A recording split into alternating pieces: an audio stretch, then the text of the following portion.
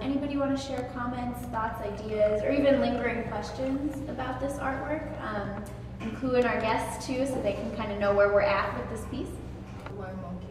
Why monkeys? Okay, because here goes the thing. This is what I'm thinking. Because monkeys, they represent two things. They represent being, monkey around, but they're also very intelligent creatures. So they are. And disembowel you and small. Okay, anyway, they're very intelligent. They can open jars and they look very humanoid, so they're intelligent.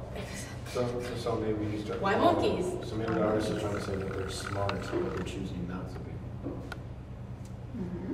Hold up.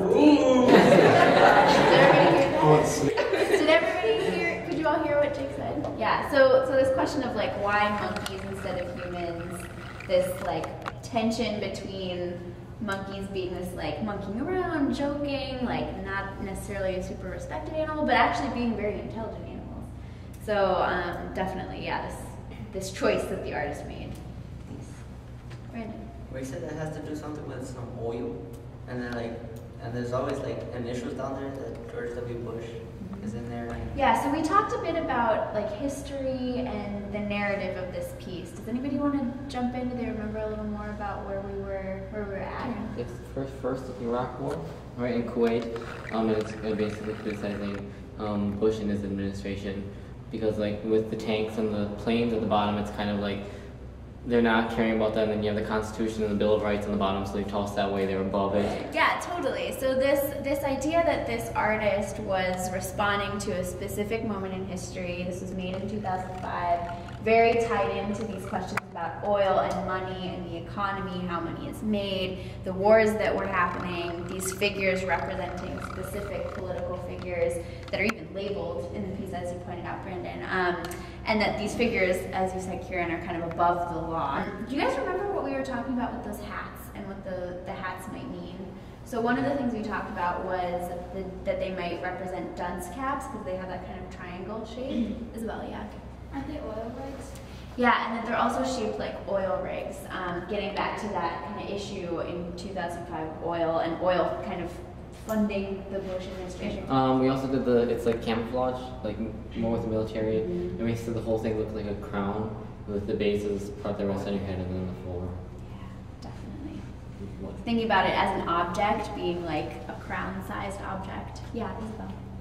Oil seems to kind of be everywhere all over the piece, so it's almost like oil is kind of embedded into our lives. Yeah, the artist is definitely making some statements about what's going on here and what she thinks is happening during this administration. Absolutely. Mugs that are under them that we said that those like where they waste, and then like how the gold, the money, so like basically their waste was money.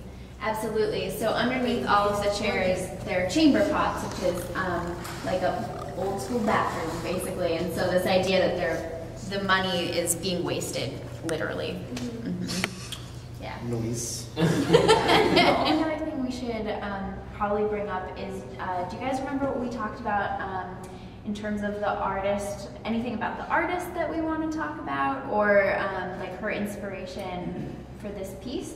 Wasn't it like inspired by some like vintage, like how they used to make sculptures? I forgot one. Yeah, so like in the 18th, 19th century. And they used to be like conversational pieces that people would put in their like living room. Exactly, exactly. So this comes from she's a contemporary artist, she's still alive, but looking at these historic practices of creating ceramic objects like this, and in the 18th, 19th century would have been placed on a table as kind of like an expensive object to discuss with a dinner Even table. though it was made in a certain time, it can still coincide with other events that we're going through. Absolutely, yeah. And I think that's something that we can really pull away from a lot of works of art too, is that we can find things that are relevant to us today. This one wasn't too long ago. So, this was about 10 years, wow, 10 years ago. Now I feel old. Yeah, about 10 years ago, 2005, now it's 2015. But even so, there's definitely things that resonate with us today. There's issues that this artist is surfacing about politics and the government and the economy and the environment that are all still things we're grappling with, right? But even when we think about works of art from even further back, there's even ways to make those kinds of pieces relevant too. Yeah. She chose clay because she liked it's a democratic medium, and it's like kind of like the earth, its base, and that's why she chose that one. Yeah, so this artist, her name is Michelle Erickson, you guys remember? Yeah. So Michelle Erickson is interested in clay exactly because it's this democratic medium and that it's been around for so long, and that it's really something that can help us ask those questions and think about exactly these kinds of issues.